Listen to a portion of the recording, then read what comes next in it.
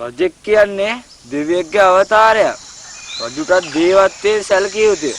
බොරු නොකිය යුතුය. දෙවියන් අප කරන හොඳ නරක වලට දඬුවම් දෙන්නේ මරණයේදී. ඒ රජු එවලෙම දඬුවම් දෙනවා. ඉතින් ඇයි මම බොරු කියන්නේ? තොප පවසන දේ සත්‍යයක් විය යුතුයි. ඒ වගේම තොප ඔහු කවුදයි දකින්නත් ඇති. ඒත් ඌ ඇයි නුඹව නොමරුවේ? බැගෑපත් දීනම්ව මරන්න මොන සතුරෙකුවත් කැමති නෑ රජතුමනි. ඡන්ද මාරුතයක් වුණත් මහා රූස්ස ගසත් සමග ඔට්ටු වෙනවා මිසක් දුබල තනකොළ ගස් උදුරා දමන්නේ නෑ. හැබෑව රජතුමනි. ගලන මද ජලේ උරා බොන්නට සමහගේ කම්බුවට කොච්චර වඹුරු කැරකුණත් රජුන්ට පහරද නෑ නව. උසස් ගුණ ඇති ප්‍රබලයෝ දුබලයොන්ට කරදර කරන්නේ නෑ. විශේෂය රජතුමනි, මා තුටුවේ සත්වයා මහා ශක්තියක් ඇති දේහධාරී මහීෂී. ඔබ අනදිනවා නම් ඔහු ඔබගේ දාසයෙක් කරන්නම්. මං එහෙමයි. මොකක්? ඔබට එහෙම කරන්න පුළුවන්ද? බුද්ධි බලයෙන් මේ ලෝකේ කරන්න බැරි දෙයක් නෑ උතුමනි. අවියෙන් බලයෙන් කළ නොහැකි දේවල් බුද්ධියෙන් කළ හැකි. විශේෂයෙන්ම මේ මගේ බුද්ධිය. එහෙමනම් දමනක අද පටන් නුඹට මගේ රාජ්‍යයේ අමාත්‍ය ධූරයක් ලැබෙනවා. මෙතෙන් පටන් පරිවාර ජනතාවගේ නීති සංග්‍රහ ආදිය ගැන සලකා බලනු. එහෙනම් රජතුමනි, ඔබගේ මේ රාජධානී ඒසා හඬ නගන ඒ జగත ඔබ හමුවට ගෙන එන්නට මම යන්නම්. හොඳමයි දමනක. කොයි රජතුමනි, අවසරයි. ඇයි ඔබ ඒසා අපරාධයක් කළේ? නිහඬවනු. ඒ හඬ නගන්නේ මොකාදයි කියා තොපට උඩින් ගිහින්වත් හොයාගන්නට බැරි වුණා. දමනක සනකින් නෝ මොකාදයි සාගෙන ආවා.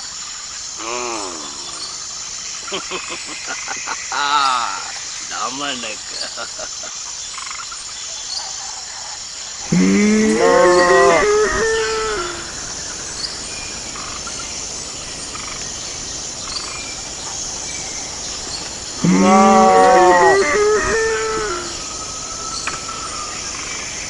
ඒ දුෂ්ට ගොන්නම්බෝ මෙහෙට එනවා. මෙහෙට.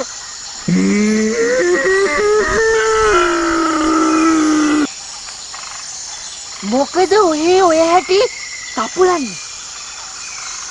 මොකද ඔය හැටි ගොංහඬ දෙදී කෑ ගහන්නේ? අපේ පිංගලක රජතුමා ඔබ රැගෙන එන්න කියලා කිව්වා. ඒත් යාළුවා, පිංගලක රජතුමා කියන්නේ කවුද? අනේ මෝඩකමක තරම. අපේ පිංගලක රජතුමා ගැනවත් දන්නේ නැතුවද ඔය හැටි තප්පුලන්නේ? අපේ පිංගලක රජතුමා කියන්නේ සකල සිව්පා ඇමති මණ්ඩලයේ පිරිවරාගත් මහත් අභිමානයෙන් මහත් බලපරාක්‍රමයෙන් යුත් තේජවන්ත සිංහ රාජෙක්. අයියෝ යාළුවා, ඔබ මහත් චතුර කතිකෙක්, මහ නුවණැත්තෙක් නේ. ඔබ මා සිංහ රජු ළඟට ගෙන යනවා නම් මා නොමරා ජලිය ඕන බවට ඔබ පොරොන්දු වෙන්න ඕන. නෝ. මේ කතාවෙත් ඇත්තක් තියෙනවා. රජවරු කවද්ද විශ්වාස කරන්න පුළුවන් උනේ?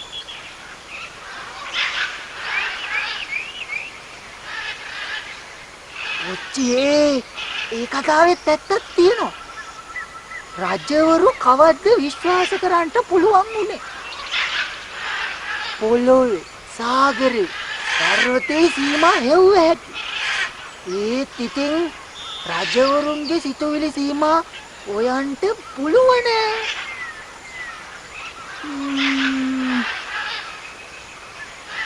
එහෙනම් මේව කරමු. මං ගිහින් රජතුමා හම්බෙලා එනකන් ඔහේ හොමම ඉන්නවා. මං ගිහින් රජතුමාව පොරොන්දු කරගෙන එන්නම්. රෑබෝ වෙන්න තාත්තාවා. මහරජතුමනි දමනකයා තාමන්නේ.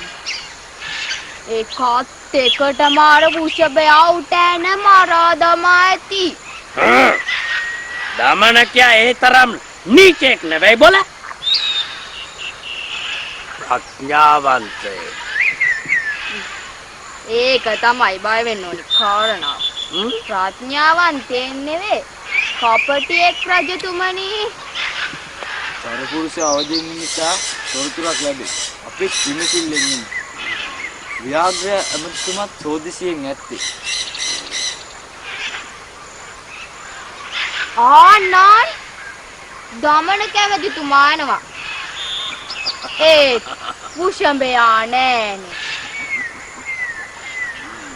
අවසරයි මහරජතුමනි. විශේෂ පණිවිඩයක්. මොකද්ද ගැටලුව දමනක?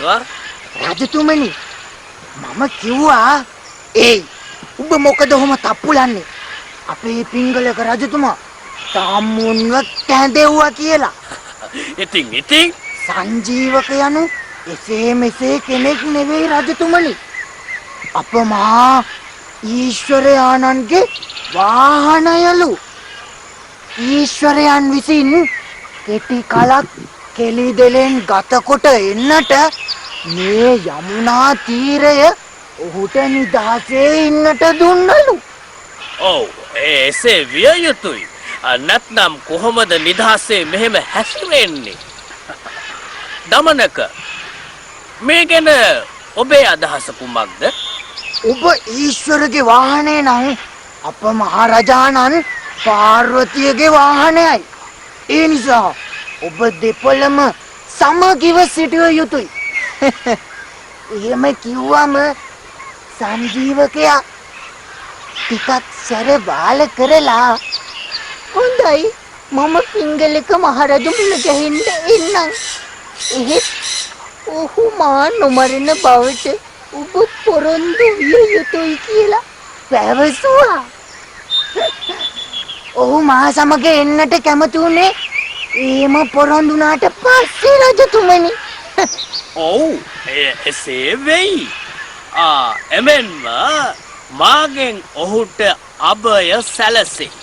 ඒ වගේම ඔහුගේ මටද කිසිදු කරදරයක් නොවිය යුතුයි. එය එසේම වෙයි මහරජතුමනි. මං ගිහින් එන්නම්. මනා ලෙස නිමා කරන ස්තම්භයෙන් මන්දිරයක් ආරක්ෂා වෙනවා වගේ ශ්‍රේෂ්ඨ අමාත්‍යවරුන්ගෙන් රාජ්‍යයක් ආරක්ෂා වෙනවා. හොඳමයි නුපට දැන් යා හැකි.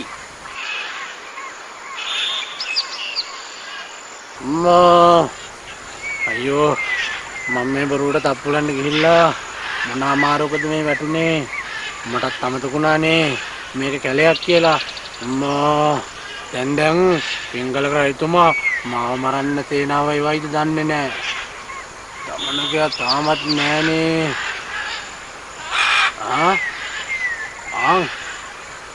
අර දමනකයා නේද? යාළුවා මොකද වුනේ? පිංගලක රජතුමා මට අබේ දෙනවා කිව්වද? බය වෙන්න එපා යාළුවා. මම අපේ මහරජතුමාව පොරොන්දු කරගත්තා. ඔබට අබේ දෙන්න කියලා. දැන් ඉතින් බයක් සැකක් නැතුව ඒක මා සමග ආ ඇති. අනේ දෙයයන්ට ස්තුති ගන්න ඕන.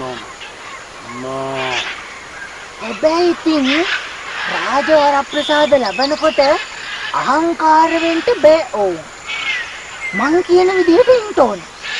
පරිපාලන කටයුතු කරගෙන මාත් එක්ක හිටියාම දිගටම සපසේ වාසය කළ හැකි.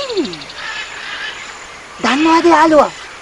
මේ ලෝකේ රජුටත් රාජ පුරුෂයන්ටත් නිසි ගෞරව නොදැක්වුවහොත් දන් කිලයා වගේ අනිවාර්යයෙන්ම කරදරයට පත් වෙන්න වෙනවා.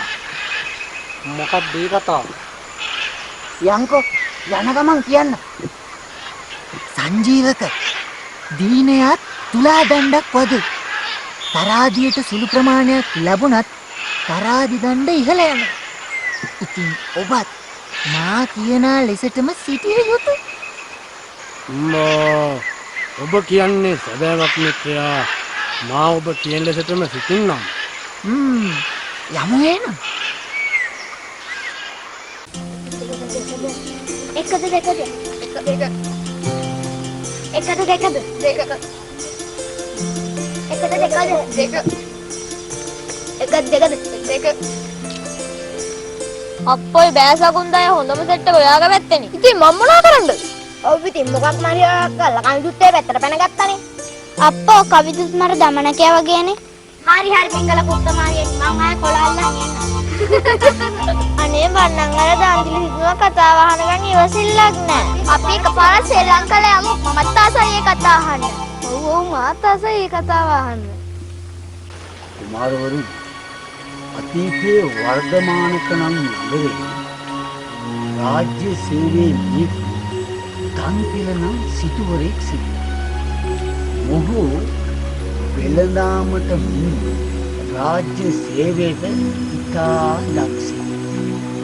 ඒ නිසා මොහු රජතුමාගේ මහ ජනතාවගේ ආදරේ දිනාගත් විරල පුද්ගලෙක් බවට ගුරුතුමනි, ඔහු විරල පුද්ගලයෙකු ලෙස පැවසුවේ කුමක් නිසාද? කුමාරවරුනි, යමෙකු රජුට පක්ෂපාතීව වැඩ කරන්නේද ඔහු මහා ජනයාගේ අප්‍රසාදයට ලක් වෙනවා. මහා ජනයාට පක්ෂපාතීව කටයුතු කරනවා නම් ඔහු රජුගේ අප්‍රසාදයට පත් වෙනවා. මොහු ඔය දෙපාර්ශ්වයේම ජයගත්තා. අන්න ඒ නිසායි මොහු විරල පුද්ගලෙක් බවට හැඳින්වුවේ. ඉතින් ගුරුතුමනි කුමාරවරුනි, මොහුගේ දියණියගේ විවාහය ඉතා ඉහළින් ජයටම සැමරුවා. විවාහයට පසුදින රජතුමාට හා අගමේසේ ඇතුළු අන්තපුර බිසෝවරුන්ට භෝජන සංග්‍රහයක් ඉහළින්ම පැවැත්වුවා. ඉතින් මේ තැනට ආවා මාලිගාව අතුගාන සේවකයෙක්. ඔහුට නොගැලපෙන උස් අසුනක ඉන්නවා දන්තිල සිටුතුමාත් එක්ක. එකත් එකටම ගලක් ගහන්න අල්ලලා දාන්න ති ඒ රාජපුරුෂාව එළියට. එහෙම සිදුවීමක් තමයි වුණේ. මේ අපාසය නිසා මේ රාජපුරුෂයා මහත් වෛරයකින් තමයි වුණේ. දන්තිලකින් පලිගන්න හිතාගෙන. නැහැ කුමාරවරුනි. ඔහු වෛරයෙන් පිච්චෙමින් අවස්ථාව වෙනතුරු බලාගෙන හිටියා. රත් වුණාම කබලෙ මුණ පයින් කඩල ඇටයට බලන කබල කඩන්න හිතලුවක් තමයි.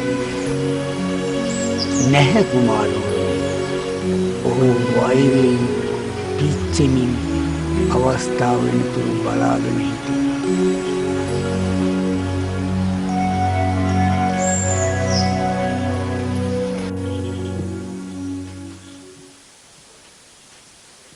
දන්තිල සිටුතුමාගේ එඩිතරකම තමයි එඩිතරකම. එතුමා වෙළඳාමට විතරක් නෙවෙයි වෙන හැම දෙයකටම රුසියානව. අගමේසිය වෙළඳ ගැනීමට වෙන කාට නම් ශක්තියක් වේද? අප්පච්චියේ එඹල ගෝරම්බේ මේව තා දැන් පැවසූ දේ සත්‍යද? තා දුටුවාද? දන්තිල සිටුතුමා සහ අගමේසිය වැඩගෙන සිටිනවා. පස්වහන් දවසකට අවසරයි. මට අනුකම්පා කරන සේක්වා. රාත්‍රිය පුරා දාදු කෙලියේ යෙදුණා. බොහෝම පාන්දර අවදි වී වැඩ පටන් ගත්තා. අමදන විට මදක් නින්ද ගියා. මේ දැනුත් ඇස්පිය වෙනවා රජතුමනි. කුමක් දෙඩුවාදයි නොදැනිමි මහරජතුමනි. තාතගේ රාජකාරිය කරව හිත වෙන එසේ යාද.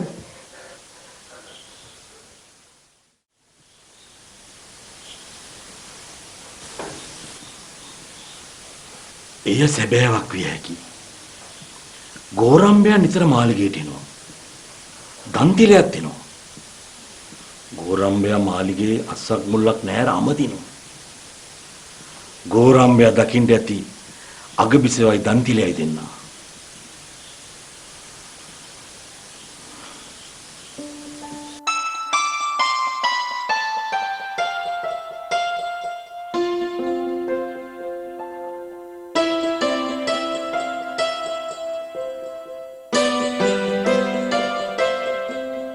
මා සිතුවේ ඔබ රජත් සමග පිටව ගොස් ඇත කියා. කලාතුරකින් හම්බෙන එවන් අවස්ථාවක් මගහර ගනී කියලා ඔබ සිතුවාද දේවී? පවසන්න දේවිය. කුමක්ද?